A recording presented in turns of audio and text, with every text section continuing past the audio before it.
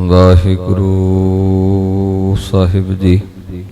ਇੱਕ ਓੰਕਾਰ ਸਤਿਨਾਮ ਕਰਤਾ ਪੁਰਖ ਨਿਰਭਉ ਨਿਰਵੈਰ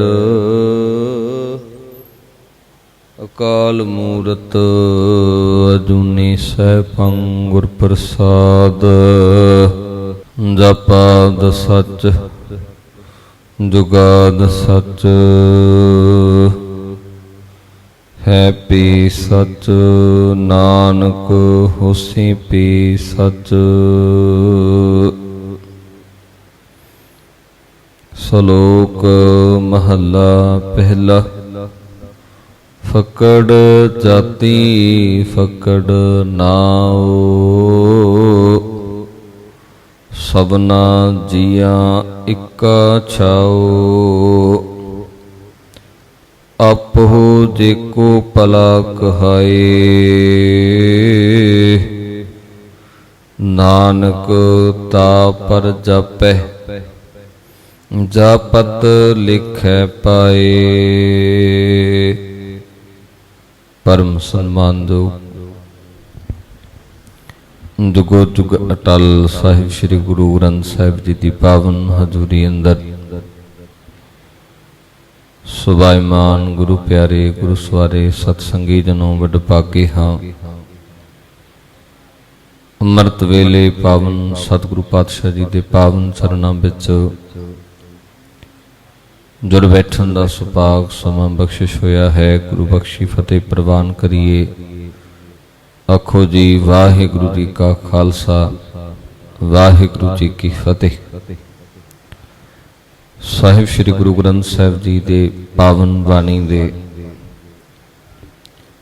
ਲੜੀਵਾਰ ਕਥਾ ਵਿਚਾਰ ਹਰ ਰੋਜ਼ ਆਪਾਂ ਸਰਵਣ ਕਰਦੇ ਹਾਂ। ਅੱਜ ਦਾ ਜੋ ਪਾਵਨ ਸ਼ਬਦ ਸਰਵਣ ਕੀਤਾ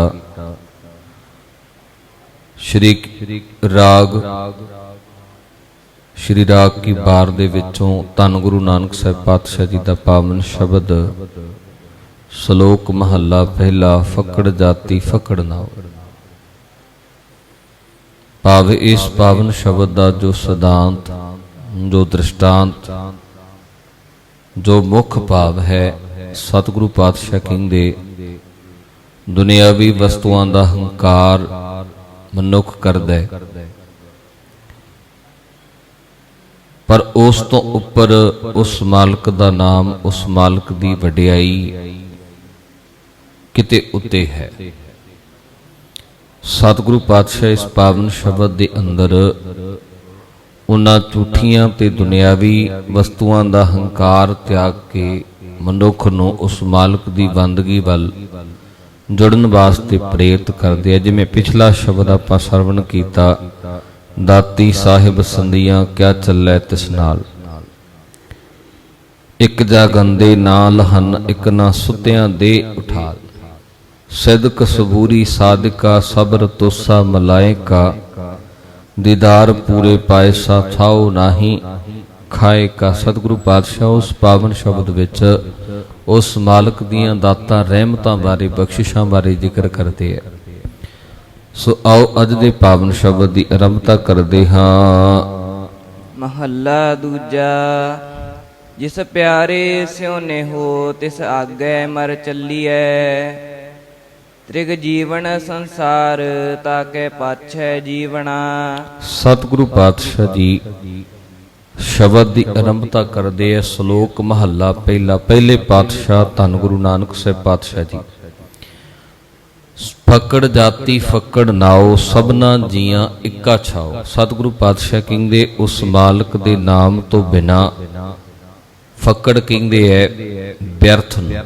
ਫਕੜ ਜਾਤੀ ਫਕੜ ਨਾਉ ਕਹਿੰਦੇ ਜੇ ਉਸ ਮਾਲਕ ਦਾ ਨਾਮ ਚਿੱਤ ਦੇ ਵਿੱਚ ਨਹੀਂ ਤਾਂ ਤੇਰਾ ਕੀਤਾ ਹੋਇਆ ਜਾਤ ਦਾ ਹੰਕਾਰ ਫਕੜ ਜਾਤੀ ਫਕੜ ਨਾਉ।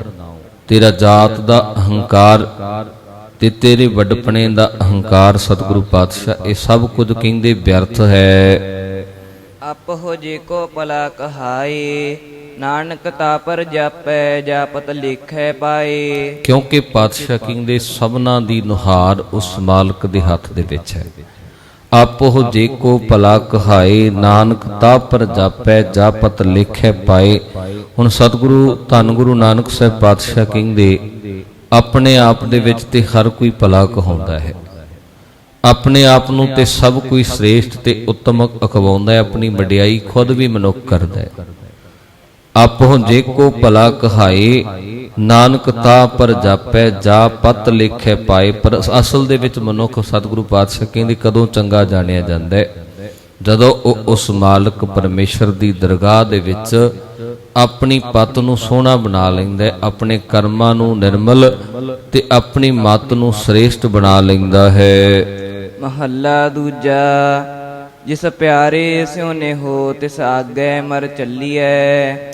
ਸਤਿਗੁਰੂ ਪਾਤਸ਼ਾਹ ਕਹਿੰਦੇ ਜਿਸ ਪਿਆਰੇ ਸਿਉ ਨੇਹੋ।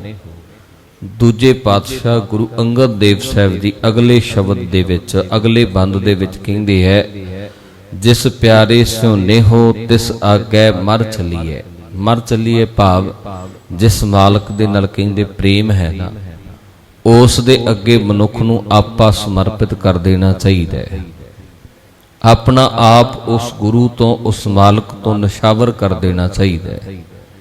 ਜਿਹਦਾ ਕਿਸੇ ਸਮੇਂ ਪਹਾੜੀਆਂ ਦੇ ਘੇਰੇ ਸਮੇਂ ਧੰਨ ਬਾਬਾ ਬਚਿੱਤਰ ਸਿੰਘ ਜੀ, ਜਦੋਂ ਸਿੱਖਾਂ ਨੇ ਧੰਨ ਗੁਰੂ ਕਲਗੀਧਰ ਪਾਤਸ਼ਾਹ ਨੂੰ ਕਿਹਾ ਕਿ ਮਸਤ ਹਾਥੀ ਸ਼ਰਾਬ ਦੇ ਨਾਲ ਧੁੱਤ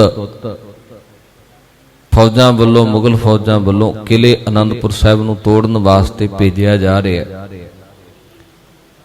ਤੇ ਸਤਿਗੁਰੂ ਪਾਤਸ਼ਾਹ ਨੂੰ ਸਿੱਖ ਪੁੱਛਦੇ ਆ, ਸੇਵਕ ਪੁੱਛਦੇ ਆ, ਇਸ ਦਾ ਹੱਲ ਕੀ ਕੀਤਾ ਜਾਵੇ, ਕਿਵੇਂ ਉਹਨੂੰ ਰੋਕਿਆ ਜਾਵੇ। ਸਤਿਗੁਰੂ ਪਾਤਸ਼ਾਹ ਕਹਿੰਦੇ ਸਾਡੇ ਕੋਲ ਵੀ ਐਸੇ ਯੋਧੇ ਹਨ, ਸੂਰਮੇ ਹਨ, ਜਿਹੜੇ ਉਸ ਹਾਥੀ ਦਾ ਮੁਕਾਬਲਾ ਕਰ ਸਕਦੇ ਆ।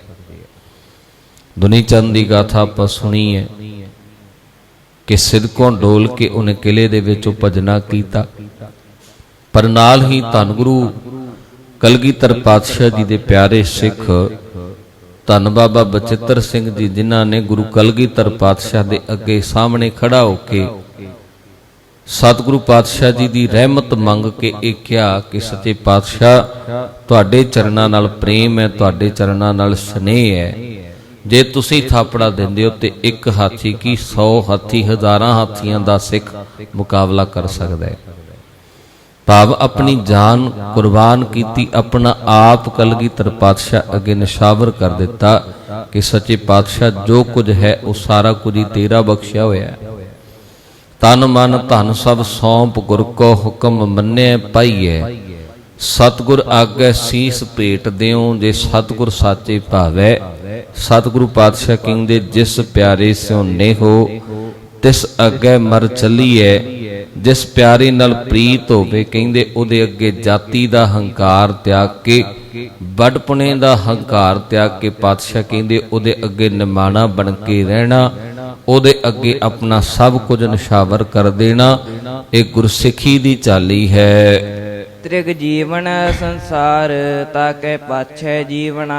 ਤੇ ਸਤਿਗੁਰੂ ਪਾਤਸ਼ਾਹ ਕਹਿੰਦੇ ਫਿਰ ਸੰਸਾਰ ਤੇ ਗੁਰੂ ਤੋਂ ਬੇਮੁਖ ਹੋ ਕੇ ਰਹਿਣਾ। ਤ੍ਰਿਗ ਜੀਵਨ ਸੰਸਾਰ, ਤਾਕੇ ਪਾਛੈ ਜੀਵਨਾ, ਗੁਰੂ ਅੱਗੇ ਪਿੱਠ ਕਰਕੇ ਖੜੇ ਹੋਣਾ। ਸਤਿਗੁਰੂ ਪਾਤਸ਼ਾਹ ਕਹਿੰਦੇ ਉਹ ਜਿਉਣਾ ਤ੍ਰਿਗ ਹੈ, ਪਿੱਠ ਕਰਕੇ ਜਿਉਣਾ ਭਾਵ ਗੁਰੂ ਦੇ ਸਿਧਾਂਤ ਮੁਤਾਬਕ ਜੀਵਨ ਨਾ ਜਿਉਣਾ, ਗੁਰੂ ਤੋਂ ਬੇਮੁਖ ਰਹਿਣਾ। ਬੇਮੁਖ ਹੋਏ RAM ਤੇ ਲਗਨ ਜਨਮ ਵਿਜੋਗ, ਪਰਮੇਸ਼ਰ ਤੇ ਭੁੱਲਿਆਂ ਵਿਆਪਨ ਸਭੇ ਰੋਗ। ਖਿਨ ਮੈਂ ਕੌੜੇ ਹੋਏ ਗਏ ਜਿਤੜੇ ਮਾਇਆ ਭੋਗ, ਵਿੱਚ ਨਾ ਕੋਈ ਕਰ ਸਕੈ ਕਿਸ ਥੈ ਰੋਵੈ ਰੋਜ। ਕੀਤਾ ਕਿਛੂ ਨਾ ਹੋਵਈ ਲਿਖਿਆ ਧੁਰ ਸੰਜੋਗ। ਸਤਿਗੁਰੂ ਪਾਤਸ਼ਾਹ ਕਹਿੰਦੇ ਤ੍ਰਿਗ ਜੀਵਨ ਸੰਸਾਰ, ਤਾਕੇ ਪਾਛੈ ਜੀਵਨਾ। ਗੁਰੂ ਵੱਲੋਂ ਮੂੰਹ ਮੋੜ ਕੇ ਭਾਵ ਗੁਰੂ ਤੇ ਸਿਧਾਂਤਾਂ ਤੋਂ, ਗੁਰੂ ਕੀ ਸੇਵਾ ਤੋਂ ਮੁਨਕਰ ਹੋ ਕੇ ਜਿਉਣਾ।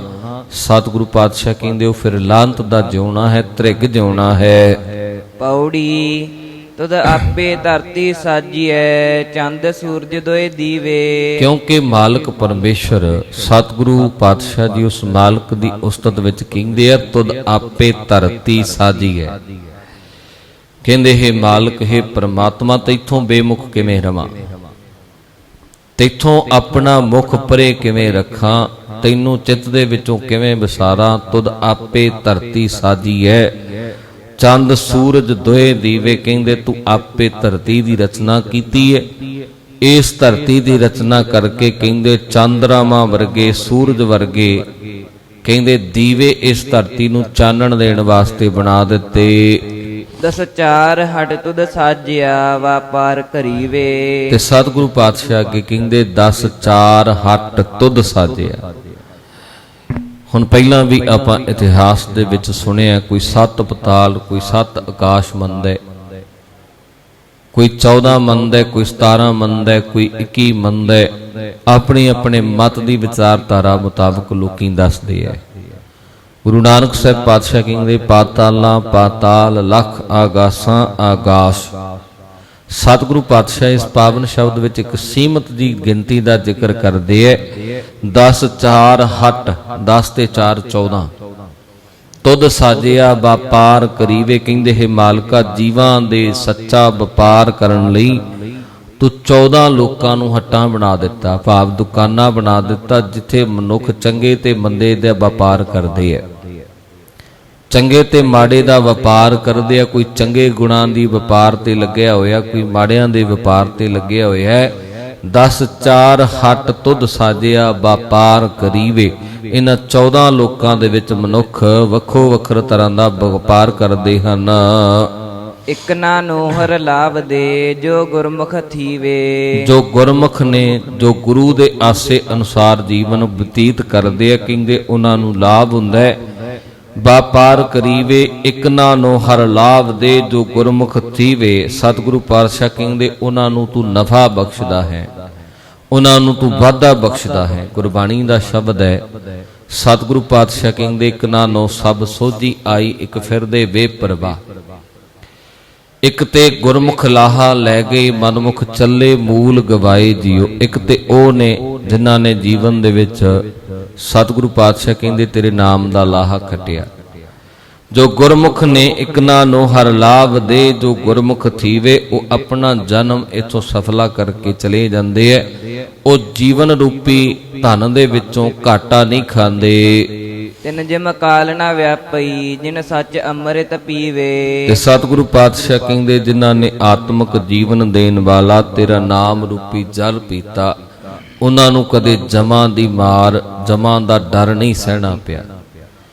ਕਿਉਂਕਿ ਜਮਾਂ ਦਾ ਡਰ ਉਹਨਾਂ ਵਾਸਤੇ ਹੈ। ਸਤਿਗੁਰੂ ਪਾਤਸ਼ਾਹ ਕਹਿੰਦੇ ਡਰੀਏ ਤਾਂ ਜੇ ਕਿਛ ਆਪ ਦੂ ਕੀਚੈ। ਜਦੋਂ ਕਰਮ ਮਾੜੇ ਹੋਣ ਫਿਰ ਮਨੁੱਖ ਜਮ ਤੇ ਬੜੀ ਦੂਰ ਦੀ ਗੱਲ ਹੈ। ਮਨੁੱਖ ਖੁਦ ਤੋਂ ਡਰਦਾ ਹੈ, ਆਪਣੇ ਆਪ ਤੋਂ। ਪਾਪੀ ਕਰਮ ਕਮਾਉਂਦੇ ਕਰਦੇ ਹਾਏ ਹਾਏ, ਨਾਨਕ ਜਿਉ ਮਥਨ ਮਾਧਾਨੀਆਂ ਤਿਉ ਮਥੇ ਧਰਮ ਰਾਏ। ਕਿਉਂਕਿ ਖੁਦ ਨੂੰ ਸਾਰਾ ਕੁਝ ਪਤਾ ਹੁੰਦਾ, ਮੈਂ ਜ਼ਿੰਦਗੀ ਦੇ 40 50 ਸਾਲ 60 ਸਾਲ ਕਿੱਥੇ ਕੰਮ ਕੀਤਾ, ਕਿੰਨਾ ਕੁ ਚੰਗਾ ਕਿੰਨਾ ਕੁ ਮਾੜਾ ਕੀਤਾ, ਖੁਦ ਨੂੰ ਮਨੁੱਖ ਨੂੰ ਸਭ ਕੁਝ ਗਿਆਨ ਹੁੰਦਾ ਇਸ ਚੀਜ਼ ਦਾ।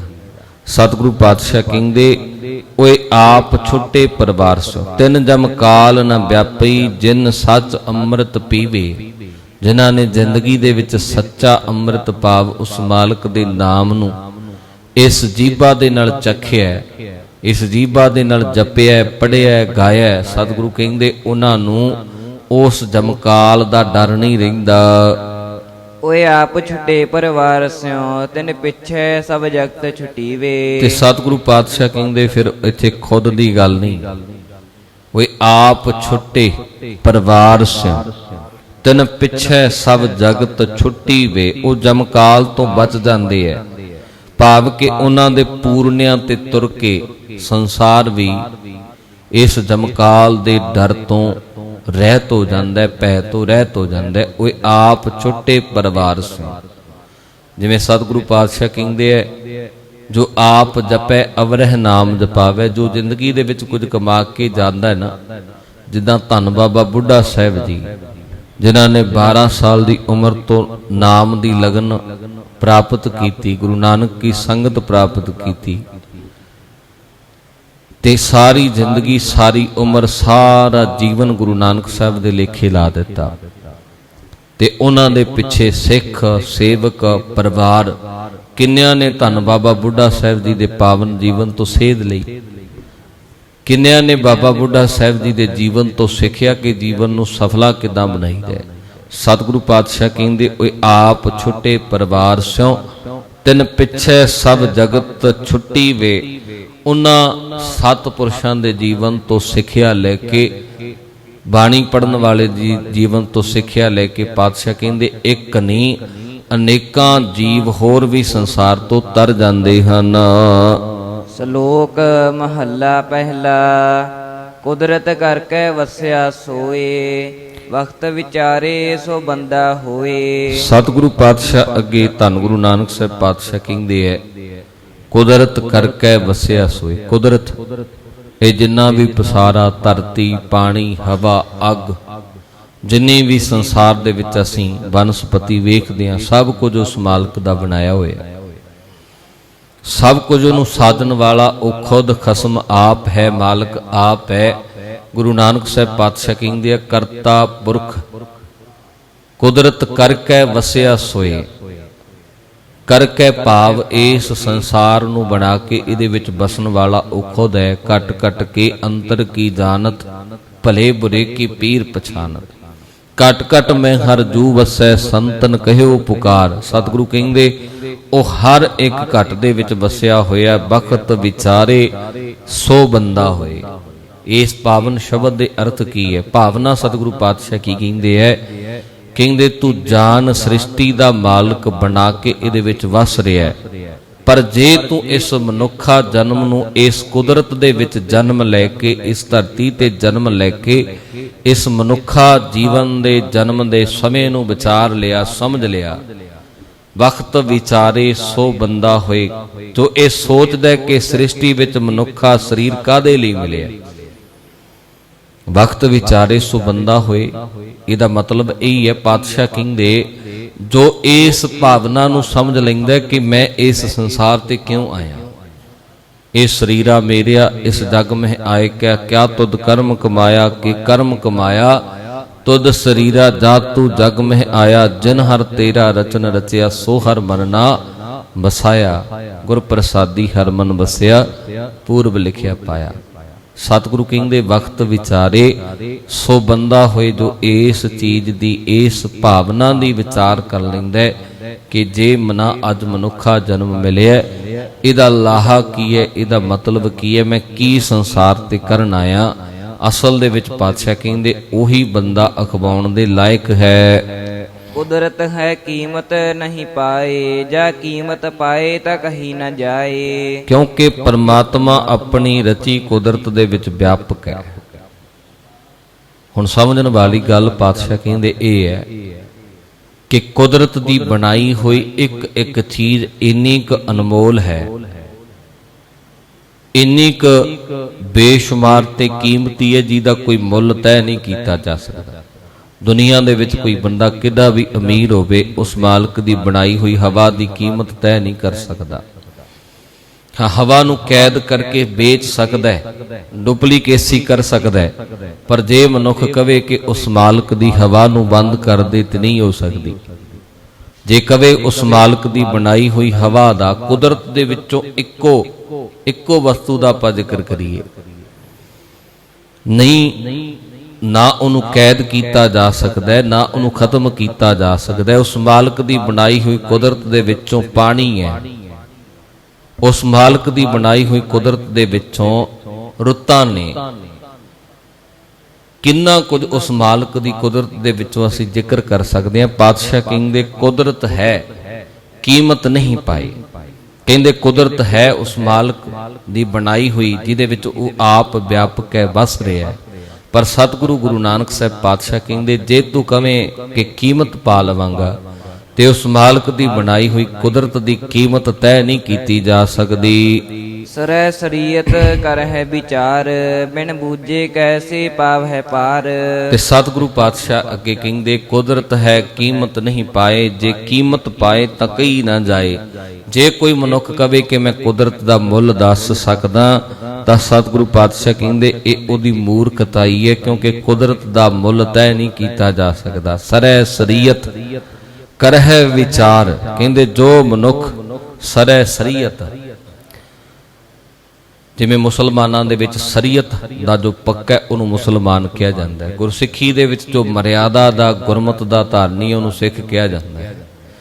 ਪਾਤਸ਼ਾਹ ਕਹਿੰਦੇ ਸਰੈ ਸ਼ਰੀਅਤ ਕਰਹਿ ਵਿਚਾਰ, ਜੋ ਮਨੁੱਖ ਨਿਰੀ ਸਰਾ ਆਦ ਭਾਰਲੀਆਂ ਜਿਹੜੀਆਂ ਧਾਰਮਿਕ ਗੱਲਾਂ ਨੇ, ਧਾਰਮਿਕ ਕਰਮ ਕਾਂਡ ਨੇ, ਉਹਨਾਂ ਦੇ ਮੁਤਾਬਕ ਜੇ ਕੋਈ ਕਵੇ ਵੀ, ਸਤਿਗੁਰੂ ਪਾਤਸ਼ਾਹ ਕਹਿੰਦੇ ਕਿ ਮੈਂ ਕੁਦਰਤ ਪਾ ਲਈ ਜੀ, ਮੈਂ ਪਰਮੇਸ਼ਰ ਨੂੰ ਪਾ ਲਿਆ, ਮੈਂ ਉਸ ਦੇ ਅੰਦਰਲੇ ਭਾਵ ਨੂੰ ਸਮਝ ਲਿਆ, ਤੇ ਸਤਿਗੁਰੂ ਪਾਤਸ਼ਾਹ ਕਹਿੰਦੇ ਸਰੈ ਸ਼ਰੀਅਤ ਕਰਹਿ ਵਿਚਾਰ, ਬਿਨ ਬੂਝੇ ਕੈਸੇ ਪਾਵਹਿ ਪਾਰ। ਉਹ ਜੀਵਨ ਮਨੋਰਥ ਨੂੰ ਸਮਝਣ ਤੋਂ ਬਿਨਾ ਪਾਤਸ਼ਾਹ ਕਹਿੰਦੇ ਨਿਰੇ ਪਖੰਡ ਦੀ ਗੱਲ ਕਰਦਾ ਹੈ, ਕਿਉਂਕਿ ਨਾ ਉਹ ਪਰਮੇਸ਼ਰ ਦੇ ਉਰਲੇ ਬੰਨੇ ਨੂੰ ਪਾ ਸਕਦਾ, ਨਾ ਅੰਤ ਵਾਲੇ ਬੰਨੇ ਨੂੰ ਪਾ ਸਕਦਾ ਹੈ। ਸਿਦਕ ਕਰ ਸਿਜਦਾ ਮਨ ਕਰ ਮਖਸੂਦ, ਜਿਹ ਤਿਰ ਦੇਖਾ ਤਹ ਤਿਰ ਮੌਜੂਦ। ਤੇ ਪਾਤਸ਼ਾਹ ਕਹਿੰਦੇ ਤੇਰੇ ਹਿੱਸੇ ਦਾ ਕੰਮ ਕੀ ਹੈ? ਕੀਮਤ ਤੇ ਪਾਈ ਨਹੀਂ ਜਾ ਸਕਦੀ, ਅੰਤ ਉਹਦਾ ਦੱਸਿਆ ਨਹੀਂ ਜਾ ਸਕਦਾ। ਬੇਸ਼ੁਮਾਰ ਬੇਅੰਤ ਸੁਆਮੀ, ਤੇਰੋ ਅੰਤ ਨ ਕਿਨਹੀ ਲਹੀਏ। ਪਾਤਸ਼ਾਹ ਕਹਿੰਦੇ ਨਾ ਆਦ ਜਾਣਿਆ ਜਾ ਸਕਦਾ, ਨਾ ਅੰਤ ਜਾਣਿਆ ਜਾ ਸਕਦਾ, ਨਾ ਉਸ ਦੇ ਗੁਣਾਂ ਨੂੰ ਕਿਸੇ ਗਿਣਤੀ ਵਿੱਚ ਬੰਨਿਆ ਜਾ ਸਕਦਾ, ਨਾ ਉਸ ਦੇ ਗੁਣਾਂ ਨੂੰ ਕੈਦ ਕੀਤਾ ਜਾ ਸਕਦਾ। ਫਿਰ ਪਾਤਸ਼ਾਹ ਕਹਿੰਦੇ ਸਿਦਕ ਕਰ ਸਿਜਦਾ ਮਨ ਕਰ ਮਕਸੂਦ। ਪਾਤਸ਼ਾਹ ਕਹਿੰਦੇ ਉਸ ਮਾਲਕ ਅੱਗੇ ਸਿਰ ਨਵਾਇਆ ਕਰ, ਸਿਜਦਾ ਕਰਿਆ ਕਰ, ਜਿਸ ਅੱਗੇ ਜੋਰ ਨ ਚੱਲੀ ਖਲੇ ਕੀਚੈ ਅਰਦਾਸ। ਪਾਤਸ਼ਾਹ ਕਹਿੰਦੇ ਸਿਦਕ ਕਰ ਸਿਜਦਾ ਮਨ ਕਰ ਮਕਸੂਦ। ਮਕਸੂਦ ਕਹਿੰਦੇ ਆ ਨਿਸ਼ਾਨਾ, ਪ੍ਰਯੋਜਨ, ਭਾਵ। ਕਹਿੰਦੇ ਉਸ ਮਾਲਕ ਅੱਗੇ ਨਿਉਣਾ ਕਰਿਆ ਕਰ, ਉਸ ਮਾਲਕ ਅੱਗੇ ਬੇਨਤੀ ਜੋਦੜੀ ਕਰਿਆ ਕਰ, ਅਰਦਾਸ ਕਰਿਆ ਕਰ, ਉਹਦਾ ਸ਼ੁਕਰਾਨਾ ਕਰਿਆ ਕਰ। ਅੰਤ ਪਾਉਣ ਵਾਲੇ ਨਹੀਂ ਰਹੇ ਇਸ ਸੰਸਾਰ ਤੇ, ਨਿਰਣੇ ਤੈਅ ਕਰਨ ਵਾਲੇ ਨਹੀਂ ਰਹੇ ਇਸ ਸੰਸਾਰ ਤੇ। ਉਸ ਮਾਲਕ ਦੀਆਂ ਬਣਾਈਆਂ ਹੋਈਆਂ ਚੀਜ਼ਾਂ ਦੀ ਕੀਮਤ ਪਾਉਣ ਵਾਲੇ ਇਸ ਸੰਸਾਰ ਤੋਂ ਚਲੇ ਗਏ। ਪਾਤਸ਼ਾਹ ਕਹਿੰਦੇ ਉਸ ਮਾਲਕ ਤੇ ਭਰੋਸਾ ਰੱਖ ਕੇ, ਉਸ ਅੱਗੇ ਆਪਣਾ ਮਨ ਜੋੜ ਕੇ, ਉਸ ਮਾਲਕ ਦੇ ਸ਼ੁਕਰਾਨੇ ਨੂੰ, ਉਸ ਮਾਲਕ ਦੀ ਬੰਦਗੀ ਨੂੰ, ਇਬਾਦਤ ਨੂੰ ਪਾਤਸ਼ਾਹ ਕਹਿੰਦੇ ਆਪਣੇ ਜੀਵਨ ਦਾ ਨਿਸ਼ਾਨਾ ਬਣਾ ਲੈ। ਅਰਦਾਸ ਕਰਿਆ ਕਰ, ਸਤਿਗੁਰੂ ਪਾਤਸ਼ਾਹ ਕਿਰਪਾ ਕਰੋ, ਸੇਖ ਫਰੀਦੈ ਖੈਰ ਦੀਜੈ ਬੰਦਗੀ। ਕਹਿੰਦੇ ਬਾਬਾ ਫਰੀਦ ਸਾਹਿਬ ਜੀ ਕਹਿੰਦੇ ਆ ਨਾ, ਉਸ ਮਾਲਕ ਅੱਗੇ ਅਰਦਾਸ ਕਰਿਆ ਕਿ ਆਪਣੀ ਬੰਦਗੀ ਦੇ ਵਿੱਚੋਂ ਇੱਕ ਕਿਣਕਾ ਮੇਰੇ ਜੀਵਨ ਦੇ ਵਿੱਚ ਦੇ ਦੇ, ਤਾਂ ਕਿ ਮੇਰਾ ਜੀਵਨ ਜਿਹੜਾ ਸ਼ੁਕਰਾਨੇ ਵਰਗਾ ਬਣ ਜਾਵੇ। ਮਹੱਲਾ ਤੀਜਾ। ਗੁਰ ਸਭਾ ਏਵ ਨ ਪਾਈਐ, ਨਾ ਨੇੜੇ ਨਾ ਦੂਰ। ਤੇ ਅੱਗੇ ਪਾਤਸ਼ਾਹ ਕਹਿੰਦੇ ਜਿਹ ਧਿਰ ਦੇਖਾਂ ਤਿਹ ਧਿਰ ਮੌਜੂਦ। ਫਿਰ ਜਿਸ ਪਾਸੇ ਵੇਖੇਗਾ ਉਸ ਪਾਸੇ ਹੀ ਤੈਨੂੰ ਉਸ ਮਾਲਕ ਦੇ ਦੀਦਾਰ ਹੋਣਗੇ। ਸਭੈ ਘਟ ਰਾਮ ਬੋਲੇ ਰਾਮਾ ਬੋਲੇ। ਭਗਤ ਨਾਮਦੇਵ ਸਾਹਿਬ ਜੀ ਜਿਨ੍ਹਾਂ ਦੇ ਜੀਵਨ ਦੇ ਵਿੱਚੋਂ ਗਿਣਤੀ ਵੀ ਦਿੱਤੀ ਹੈ, ਭਗਤਾਂ ਦੀ ਕਦੇ ਗਿਣਤੀ ਨਹੀਂ ਹੁੰਦੀ ਕਿੰਨੇ ਵਾਰ ਪਰਮੇਸ਼ਰ ਦੇ ਦਰਸ਼ਨ ਕੀਤੇ, ਕਿਉਂਕਿ ਭਗਤਾਂ ਦੇ ਅੰਗ ਸੰਗ ਹੈ। ਪਰ ਫਿਰ ਵੀ ਇਤਿਹਾਸ ਕਹਿੰਦਾ 72 ਵਾਰ ਪ੍ਰਤੱਖ ਦਰਸ਼ਨ ਭਗਤ ਨਾਮਦੇਵ ਜੀ ਨੇ ਕੀਤੇ। ਭਗਤ ਨਾਮਦੇਵ ਜੀ ਨੇ ਹਰ ਇੱਕ ਜਰੜੇ ਜਰੜੇ ਦੇ ਵਿੱਚੋਂ ਉਸ ਮਾਲਕ ਨੂੰ, ਪਰਮੇਸ਼ਰ ਨੂੰ ਪ੍ਰਗਟ ਤੌਰ ਤੇ ਮਹਿਸੂਸ ਕੀਤਾ। ਤੇ ਇਤਿਹਾਸ ਕਹਿੰਦਾ, ਬਾਣੀ ਕਹਿੰਦੀ ਹੈ, ਫੇਰ ਦਿਆ ਦੇਹੁਰਾ ਨਾਮੇ ਕੋ ਪੰਡੀਅਨ ਕੋ ਪਿਛਵਾਰਲਾ। ਭਗਤ ਨਾਮਦੇਵ ਜੀ ਦੀ ਬਾਬਤ ਦੇਹੁਰਾ ਵੀ ਫੇਰਿਆ। ਸਤਿਗੁਰੂ ਕਹਿੰਦੇ ਤੇਰੀ ਮੱਤ, ਤੇਰੀ ਅਵਸਥਾ ਵੀ ਇਦਾਂ ਦੀ ਬਣ ਜਾਣੀ ਹੈ, ਜਿਹ ਧਿਰ ਦੇਖਾਂ ਤਿਹ ਧਿਰ ਮੌਜੂਦ। ਜਿਸ ਪਾਸੇ ਵੇਖੇਗਾ ਹਰ ਪਾਸੇ ਉਸ ਮਾਲਕ ਦੇ, ਪਰਮੇਸ਼ਰ ਦੇ ਦੀਦਾਰ ਹੋਣੇ ਹੈ। ਅੱਗੇ ਤੀਸਰੇ ਪਾਤਸ਼ਾਹ ਜੀ ਦਾ ਸ਼ਬਦ ਨਾਲ ਸਤਿਗੁਰੂ ਪਾਤਸ਼ਾਹ ਜੀ ਅੰਕਿਤ ਕਰਦੇ ਹੈ, ਗੁਰ ਸਭਾ ਏਵ ਨ ਪਾਈਐ, ਨਾ ਨੇੜੇ ਨਾ ਦੂਰ। ਕਹਿੰਦੇ ਸਰੀਰ ਦੀ ਰਾਹੀਂ ਗੁਰੂ ਨੂੰ ਨੇੜੇ ਜਾਂ ਗੁਰੂ ਤੋਂ ਦੂਰ ਬੈਠਿਆ ਗੁਰੂ ਦਾ ਸੰਗ ਪ੍ਰਾਪਤ ਨਹੀਂ ਹੁੰਦਾ। ਨਾਨਕ ਸਤਿਗੁਰ ਤਾਂ ਮਿਲੈ, ਜਾ ਮਨ ਰਹੈ ਹਦੂਰ। ਸਤਿਗੁਰੂ ਪਾਤਸ਼ਾਹ ਕਹਿੰਦੇ ਕਈ ਵਾਰ ਕੀ ਹੁੰਦਾ ਨਾ, ਮਨੁੱਖ ਸਰੀਰ ਕਰਕੇ ਤੇ ਬੜਾ ਨੇੜੇ ਬੈਠਾ ਹੁੰਦਾ ਹੈ, ਗੁਰੂ ਕੀ ਸੰਗਤ ਦੇ ਵਿੱਚ ਮੌਜੂਦ ਹੁੰਦਾ, ਪਰ ਮਨ ਕਿਤੇ ਹੋਰ ਭਟਕਦਾ ਫਿਰਦਾ। ਜਿਵੇਂ ਕਾਜੀ ਦੇ ਘੋੜੇ ਖਰੀਦਣ ਦਾ ਪ੍ਰਸੰਗ ਆਪਾਂ ਸਰਵਣ ਕੀਤਾ ਸੀ ਇਤਿਹਾਸ ਦੇ ਵਿੱਚੋਂ, ਕਿ ਕਾਜੀ ਕਹਿੰਦਾ ਗੁਰੂ ਨਾਨਕ ਸਾਹਿਬ ਨੂੰ ਨਵਾਜ਼ ਪੜੋ ਮੇਰੇ ਨਾਲ। ਸਤਿਗੁਰੂ ਪਾਤਸ਼ਾਹ ਕਹਿੰਦੇ ਨਵਾਜ਼ ਕਿਹਦੇ ਨਾਲ ਪੜਾਂ ਕਾਜੀ, ਤੂੰ ਤੇ ਘਰ ਦੇ ਰੁਝੇਵਿਆਂ ਦੇ ਵਿੱਚ ਰੁੱਝਿਆ ਫਿਰਦਾ, ਤੇਰਾ ਮਨ ਤੇ ਨਵਾਜ਼ ਪੜਨ ਦੇ ਵਿੱਚ ਲੱਗੇ ਹੀ ਨਹੀਂ ਹੋਇਆ। ਸਰੀਰ ਕਰਕੇ ਭਾਵੇਂ ਤੂੰ ਇੱਥੇ ਬੈਠਾ, ਮਨ ਕਰਕੇ ਪਰ ਤੂੰ ਕਿਤੇ ਹੋਰ ਫਿਰਦਾ ਹੈ। ਸਤਿਗੁਰੂ ਪਾਤਸ਼ਾਹ ਗੁਰੂ ਅਮਰਦਾਸ ਪਾਤਸ਼ਾਹ ਜੀ ਦੇ ਜੀਵਨ ਦੇ ਵਿੱਚੋਂ ਕਾਬਲ ਕੰਧਾਰ ਤੋਂ ਆਉਣ ਵਾਲੀ ਬੀਬੀ ਦਾ ਇਤਿਹਾਸ ਆਪਾਂ ਸੁਣਿਆ, ਜੋ ਬੌਲੀ ਸਾਹਿਬ ਦੀ ਕਾਰ ਸੇਵਾ ਦੇ ਵਿੱਚ ਕਾਬਲ ਕੰਧਾਰ ਤੋਂ ਨਿਤ ਆਉਣਾ, ਨਿਤ ਵਾਪਸ ਜਾਣਾ। ਸਰੀਰ ਕਰਕੇ ਨਹੀਂ, ਮਨ ਕਰਕੇ ਉਹਦੀ ਸੇਵਾ ਚੱਲਦੀ ਸੀ। ਪਾਤਸ਼ਾਹ ਕਹਿੰਦੇ ਗੁਰ ਸਭਾ ਏਵ ਨਾ ਪਾਈਏ, ਨਾ ਨੇੜੇ ਨਾ ਦੂਰ, ਨਾਨਕ ਸਤਿਗੁਰ ਤਾਂ ਮਿਲੈ, ਜਾ ਮਨ ਰਹਿ ਹਦੂਰ। ਗੁਰੂ ਕੀ ਸੰਗਤ ਦੇ ਵਿੱਚ ਜੇ ਮਨ ਹਾਜ਼ਰ ਹੈ, ਮਨ ਕਰਕੇ ਮਨੁੱਖ ਤਨ ਕਰਕੇ ਤੇ ਮਨ ਕਰਕੇ ਦੋਨਾਂ ਕਰਕੇ ਗੁਰੂ ਕੀ ਹਜ਼ੂਰੀ ਵਿੱਚ ਬੈਠਾ ਹੈ, ਫਿਰ ਪਾਤਸ਼ਾਹ ਕਹਿੰਦੇ ਮਨੁੱਖ ਸਹਿਜੇ ਉਸ ਮਾਲਕ ਦੀਆਂ ਰਹਿਮਤਾਂ ਹਾਸਲ ਕਰਦਾ ਹੈ। ਪੌੜੀ ਸਪਤ ਦੀਪ ਸਪਤ ਸਾਗਰਾ, ਨਵਖੰਡ 4 ਵੇਦ 10 ਅਸ਼ਟ ਪੁਰਾਣਾ। ਹੁਣ ਸਤਿਗੁਰੂ ਪਾਤਸ਼ਾਹ ਇੱਥੇ ਅੱਗੇ ਉਸ ਮਾਲਕ ਦੀ ਕੁਦਰਤ ਦੇ ਵਿੱਚੋਂ ਕੁਝ ਕੁ ਚੀਜ਼ਾਂ ਦਾ ਜ਼ਿਕਰ ਕਰਦੇ ਆ। ਸ਼ਪਤ ਦੀਪ ਸਪਤ ਸਾਗਰਾ, ਨਵਖੰਡ 4 ਵੇਦ 10 ਅਸ਼ਟ ਪੁਰਾਣਾ। ਇੱਥੋਂ ਆਪਾਂ ਵਿਚਾਰ ਅੱਗੇ ਕੱਲ ਦੀ ਕਥਾ ਦੇ ਵਿੱਚ ਆਰੰਭ ਕਰਾਂਗੇ। ਸਤਿਗੁਰੂ ਪਾਤਸ਼ਾਹ ਕਿਰਪਾ ਕਰਨ, ਕਿਉਂਕਿ ਪੌੜੀ ਦੇ ਜਿਹੜਾ ਵਿਸਥਾਰ ਹੈ ਇਹ ਬੜਾ ਲੰਬਾ ਹੈ। ਕਾਫੀ ਵਿਸਥਾਰ ਦੇ ਨਾਲ ਸਤਿਗੁਰੂ ਪਾਤਸ਼ਾਹ ਬੜੀਆਂ ਵਿਚਾਰਾਂ ਅੱਗੇ ਬਖਸ਼ਿਸ਼ ਕਰਦੇ ਆ। ਇੱਥੋਂ ਆਪਾਂ ਅੱਗੇ ਕੱਲ ਦੇ ਕਥਾ ਦੇ ਵਿੱਚ ਆਰੰਭ ਕਰਾਂਗੇ। ਸਤਿਗੁਰੂ ਪਾਤਸ਼ਾਹ ਕਿਰਪਾ ਕਰਨ, ਪੜ੍ਹੀ ਸੁਣੀ ਗੁਰਬਾਣੀ ਵਿਚਾਰ ਸਮੁੱਚਾ ਭਾਵ ਸਾਡੇ ਹਿਰਦੇ ਤੇ ਬਖਸ਼ਿਸ਼ ਕਰਨ।